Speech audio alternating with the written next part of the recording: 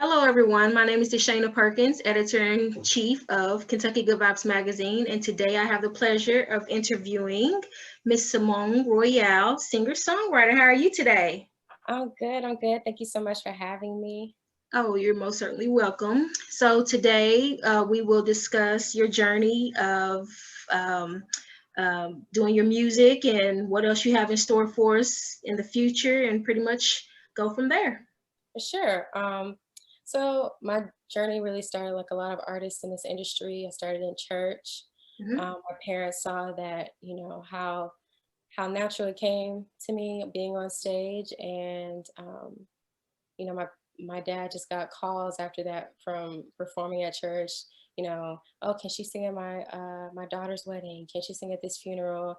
And then that later on got into like high school talent shows, different shows around the city, put on by the city, and that led me to taking it seriously, or taking my craft seriously, to go to Berkeley, excuse me. Okay. And I studied music business, Mhm. and yeah, after that, I moved to New York, lived there for a year, and just decided that I wanted to be closer to my family. I'm originally from Houston, Texas, Mhm. so I thought Atlanta would be, a good, meet in the middle, because Atlanta is a good music scene here. It's like the Hollywood of the South, and yeah, I just thought it'd be cool to be closer to my family and pursue my dreams here. And it's a lot cheaper than New York. Oh, of So course. yeah. Mhm. Yeah. Was that the reason for the transition, or was just too busy, or just too much at that No, time? I mean I loved being in New York.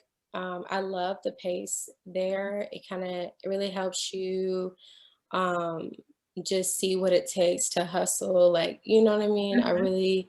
I enjoy learning that from there, and I, implemented that as I moved to Atlanta, just hustling and always grinding. But since I've been here, I've noticed, learning the balance of it all. It's not always about the grind. The grinding is very important, but it's important to balance everything, so that you can be able to grind, and have, quality in your stuff. You're not run down Mhm. too much. Yeah. So yeah. Okay. So who is Symone Royale? Hmm. Um,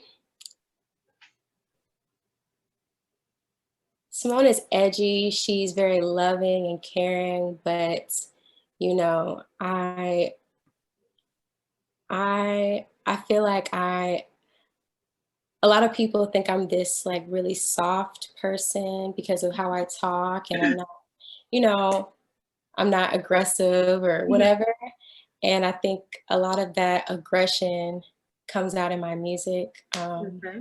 When I write, I talk about my own experiences, my heartbreaks, times where I've, fallen in love, like really great moments. I talked about, what my friends or what my sister has gone through in their lives. And I, write that in my music because I want other women to, love themselves and feel worthy of love, especially women of color, and to constantly go after their dreams, go after their goals. I think that's really important. And because that's how I live my life. That's how I want to continue to live my life, and I just want people who listen to my music to feel that way Okay.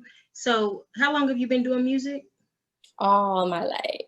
Okay. Oh So is yeah. your background with your family? Does anybody else play?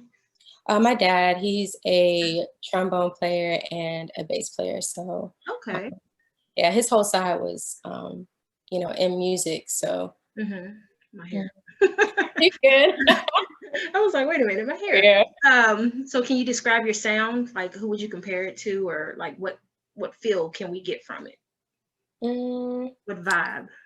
I think with this last project, I kind of experimented with a lot of different sounds, whereas like before my previous projects, they were really pop funk based. I really love like Daft Punk and The Weeknd and Childish Gambino, And I kind of wanted to be like the female version of, those artists, and like Janelle Monáe is dope, and Solange. And I just love how they, you know, how they're just unapologetically them, and they just, have their own sound, have their own lane. So I always consider myself pop funk because, I do popular sounds, but Mhm. also having funk as a centerpiece in my music, because that's how I really grew to love music. My dad introduced me to, like Shaka Khan, Parliament, Prince, Janet Jackson, just all like these funk pioneers. And I just really, I heard them. I was like, man, I want to create my Mhm. own version of that. So yeah, Okay. Okay. So are you signed under anyone's label, or do you have your own, or? I'm an independent. Okay, independent. Okay. Can you tell us about the first song you ever wrote and published? uh, First song I ever wrote was in had to be like 6th grade. The first time I wrote it, didn't publish it. It was the first song I wrote. It was called Okay. Homeboy. Okay. And it was about, the guy next door that I really that I liked, but I didn't want to like cross that line because I didn't want to lose my friend in the end. So I didn't want to lose my homeboy. First song I like wrote and published was, hmm, this was so before I put Royale as my last name, Uh-huh. a couple years before, I just went by Symone. And I put out a song called Try. And this is while I was at Berklee College of Music, and I was really just trying to figure out what my sound would be, but I wanted to release music anyway, because I think, I just wanted to like, okay, just start, Uh-huh. even though I didn't feel like I had gotten the sound that I, was pushing for. It was like a classic R&B type style, and I knew I didn't want to be just R&B. I knew there was more to me than that. And but yeah, that song, I still perform it now because people love it. It's a really good like vibey song, and yeah, Okay. So how long ago was that? that was 2014, 2015. Okay. Okay. Mhm. So they say experience is the best teacher. Who are your musical inspirations? Shaka Khan, Okay. Janet Jackson, those same people I mentioned, Prince, Parliament, being from Houston, of course, Destiny's Child. Um, yeah, this is a long, long, long list of Okay. people that have inspired my music. Okay. So what does your music say about you?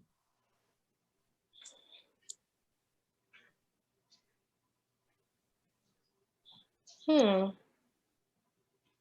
I'll have to ask you, like, have you heard some of my stuff? What do you think it says about me? Um, yeah, I've heard some of your music. The one where you were in a swimming pool. Mm-hmm. Uh, um, full of life. Mm-hmm. Um, let me see. Um, I watched that whole video, and I seen you perform with the NBA, in which I'll get to that question. Um, say that you're very passionate about your music and passionate about what you do. Like Yeah, when you put forth the effort to do something, you follow through with it, and you bring things to life. for sure. And Okay, I just love listening that. to you, you sound very calm. Like you seem like a easy person to talk to. You know, Mhm. someone that can easily calm someone down if they're going through something. Okay, cool. That's such a hard question to answer.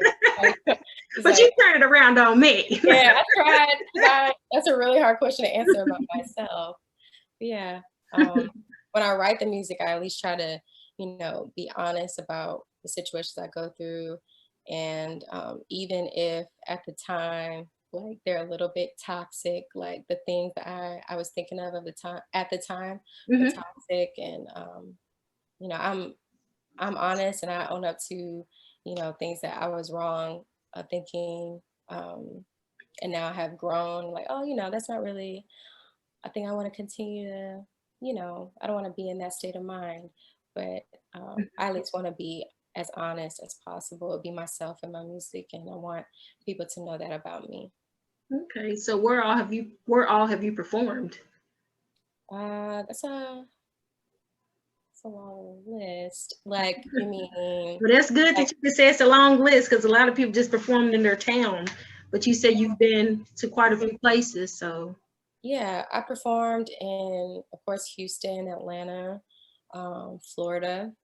I've performed in North Carolina, New York, of course, Boston, Rhode Island, Maine, a lot of like East Coast, Hmm. region, Tennessee. I do a lot of gigs. I've been fortunate to be booked and go to, you know, be booked for people's weddings sometimes, and be asked to sing at their events. So yeah, I kind of been all over. Okay, that's a great experience, I'm sure. Yeah. Yeah. So, what's your like? Do you have to be in a certain zone or a certain mood to, um, when you're about to perform? Like, does the crowd get you going, or do you just get out there and regardless if the crowd is sitting still or if the crowd is just like off in their own world, do you still just go on with the show and it's like, hey, everybody, put your hands together, or something like that?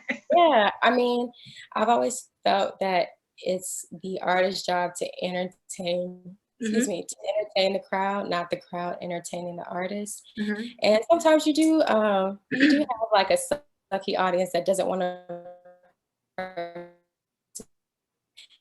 because they're unaware of who you are, and you know, they're a little bit shy about, you know, being into your music.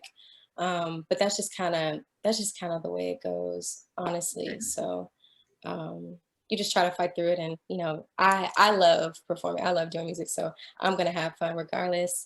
The people that my band that performs with me, dancers that perform with me, we have fun regardless. So Okay. yeah, Okay. So I saw that you performed at an NBA game. How was that experience? it was awesome. It Okay. was really What team was it? It was the Rockets. The Rockets? Rockets versus the Nuggets. Okay. Mhm. So going out there, like knowing that you're being seen by all these people, like what was that feeling, was there a rush going through you, or you was just like real hype? It was a lot of emotions just because at the time, so this was top of 2020. Hmm. So this is like way before we knew that everything was going to shut down, and this was like how I was starting my year. So I was like, "Oh my God, like God, he's doing it, like Hmm. good looking out."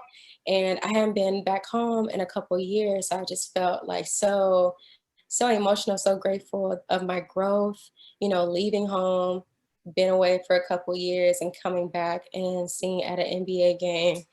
And I was just really grateful, you know, seeing all my old friends, being around my old spots Hmm. before going to the game. And yeah, I had never been around professional basketball players before, but they were really tall and they reminded me how small I was. I'm like 5'1", and I Oh, was like, you're yeah, I was like, 5'1"? yeah, Well, then I feel tall. I'm 5'5". okay, yeah, you're taller. But like walking across the court and Mhm. seeing them, I was just like, oh, okay, this is, Okay. So what yeah. has been your most memorable moment, like since you started singing and performing? Most memorable moment. I have a couple. Okay. So the NBA game is definitely one. Um, I had an opportunity to perform at Made in America Festival. That's Okay. Jay-Z's festival in Philly, and that was an amazing time.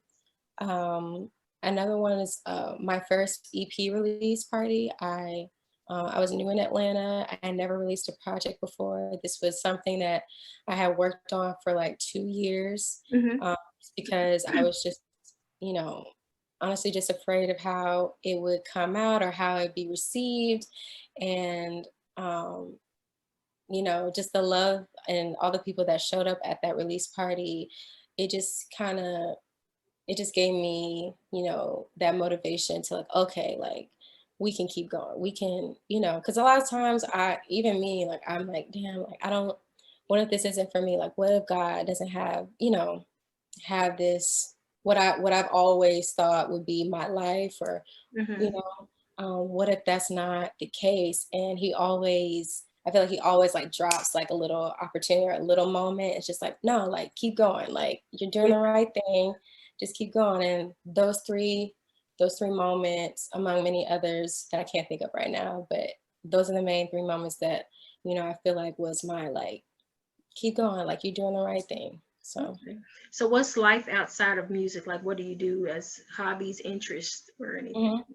Well, I actually just got into the tech field, Okay. and I went to school the last couple months of 2020, Mm-hmm. and um, I did like this whole boot camp training course where they just put all this tech jargon Mm-hmm. down your throat and your head, and taking exams, and I got my first tech job, and I'm really really excited about that because I didn't really think about how the world was excited about Black women in tech when when I started, but it's a thing. So when I meet people, they're like, "Oh my God, you're in tech? Like you know, that's not something that I would expect." They always think of like, someone white and got glasses that do tech, and that's really not the case. There are a lot of Black people in the tech world, and this is my start,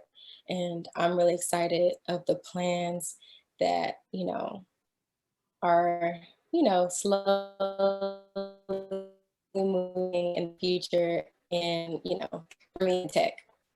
Okay. So if you had the opportunity to sing with any performer or any artist, who would it be? Everyone I already mentioned, definitely. Okay. um I'm trying to Like think of someone who today, like say that someone called you and said, "We need you today to sing with whoever you choose." Would you any of be the ready? people that I've listed. Oh yeah, any of the people I've already mentioned. Outside of the people I mentioned, I'm trying to think. Rihanna, I know she's doing, or I don't know when her new project's coming, Mhm. but that would be awesome. If I got a call from her like, "Hey, I heard your music and I want you to write a song for me," I'll be like, "Okay, I got you." For Yeah. real. Okay. So what is your ultimate goal? Um, my goal is I'm gonna turn it back to, what I said previously. I want people, specifically women, to listen to my music and feel good about themselves. And that comes in whatever level that, God puts me in, whether that's, where I'm at now or 10 years from now, whatever level. I want people to know that they should continue to love themselves, and that they're worthy of love, they're worthy of great things and positive things. I feel like, the world is so filled with hatred and negativity. I Mhm. just want to put positive vibes Okay. out. Okay. Good vibes. Good vibes. um, so what's the craziest thing that you've experienced being out there performing and going to different places, like with the fans and things of that sort? Craziest. Hmm. Any experiences that you'll never forget? Someone running up to you or this? Okay, I could think of one off top. So I was performing, and this was outside of Atlanta. It's a little bit of the like countryside. Mhm. And me and my band were performing, and this man who's really, really drunk, and he got on stage and was like hugging me and holding on to me. And it was like harmless right there. I was like, okay, that's fine, but I'm gonna keep singing. Mhm. And he like started kissing me on my cheek, and the trumpet player in the band, he was just like, "Yo, you need to chill out, Yeah, like you for are, real. like we don't need to be." But it was funny at the time. I was just like, Yeah. but yeah. Like, I don't know I'm what trying to to think of do. any other. Move. I don't even know you. Yeah, yeah, but he was having a good time. After the show, he was like, he apologized. He was like, hey, I'm sorry, I didn't want to make you feel uncomfortable. You just sounded so beautiful, and I just wanted to have a good time with you, and I've been drinking a lot. I was like, no, it's okay. You Yeah. know, Okay, have a you good can have a time. good time 6 feet away. Right, So, right. I would like to ask you, can you sing a Mhm. snippet of one of your Sing? songs? Yes. Okay. Okay. I'm trying to think of a song. I gotta do it all the time. Right. Hmm. Hands on me, hands on me, hands on me, hands on me. I just want your hands all over me. Hands on me, hands on me, hands on me. There you go. Okay, okay. So, before we wrap things up, what advice would you give aspiring artists trying to get into the music industry? Mm, there's gonna be like 1,000 reasons why you shouldn't. Go with the one reason why you should, Okay. because there's always gonna be people to say no, but Mhm. all it takes is one yes over and over and over again. Like it I just, was you're just gonna have thinking like that all today. these no's and then a yes, and there's gonna be all these no's and then a yes. Yeah, I was thinking about that today. I was like, as I reach out and try to get interviews and try to reach out to people, I'm like, out of all the people I emailed, somebody's got to say yes. Yeah. And then someone said yes right before I got online with you. I was like, oh, okay. That's usually how it works. Yeah. Okay. So, what platforms can we find your music? Everywhere. Everywhere. Okay. That's Apple Music, Spotify, YouTube, Audio Mac, SoundCloud. I made it really easy for people everywhere. Okay. Everywhere. So, upcoming projects. Working on a new visual Okay. right now. I'm really, really excited about. Um, just got the production team all together, and even though we're in the very beginning stages, I have a really good feeling about this one. Hmm. And yeah, I feel like I'm known for my visuals now that I've put out a couple, Hmm. and I feel like I'm known for my quality, and I just want to continue to do that and raise the bar for myself. So I'm definitely this is this this specific visual is going to be a little bit of a challenge, but I'm really excited about it. Also, Scenes by Simone, I have a mini docu-series. Part 1 is out now on YouTube, and part 2 will be out April. So that's going to be just a place where my supporters, my fans can see, who I am, who this person is behind like the music and the Hmm. cover videos that you guys see on my social media, and just see me be a real dork, just just be really weird. Yeah. Yeah, I actually watched it when it was sent to me. I was looking through it and everything, and I'm like, okay, she's Hmm. she's got a lot of energy and a lot of fans and a lot of support. Hmm. So Yeah. yeah. With that being said, what's next for Symone Royale?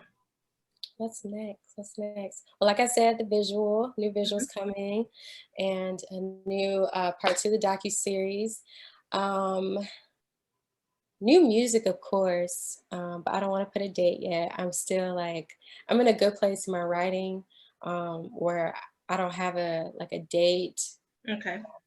or like a deadline Hmm. right now. And I love writing in that space because, I feel like that's really where my best work comes, where I'm just like, it doesn't matter.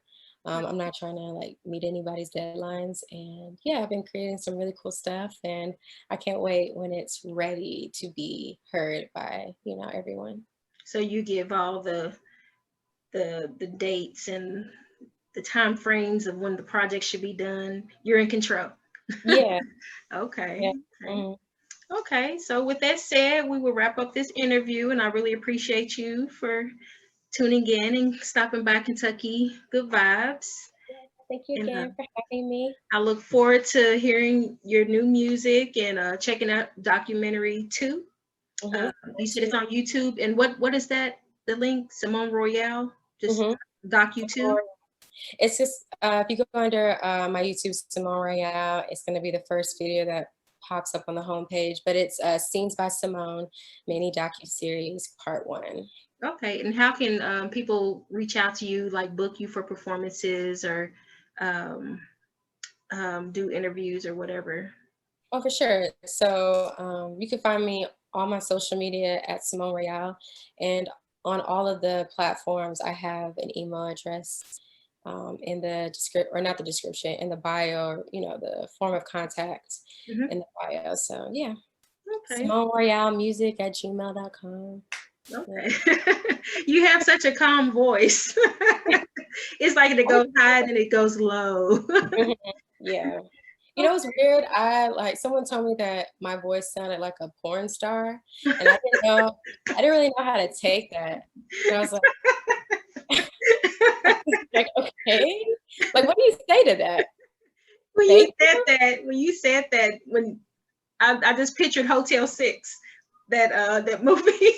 Yes, but like, what do you say to that? It's just like, thank you. It's just a very calming voice. Like, I don't know. It's something about your voice is just very calming. Like I said before, it sounds like you have that voice to where if someone's like in rage, you can talk them out of that rage, like a counselor could do to someone. Like, okay, tell me how you feel. Oh It's my very God. calming. Wow, that sounds like such a cancer way about me, man. Well, I mean, to me, it's a good thing. You have a calm voice. It's not like you have a loud voice to where everybody's like, oh my gosh, she's so loud. She get on my nerves. So it's just very calm. Yeah. Yeah. Okay. Well, I guess that's a wrap with the interview. And like I said, I look forward to following you on your social media and hopefully following up with you later on new projects and so forth. And Yeah. I will be sure to share it with all of my people on Mhm. this end and Yeah. whoever I meet along the way. Thank you again. I appreciate it. Thank you so much.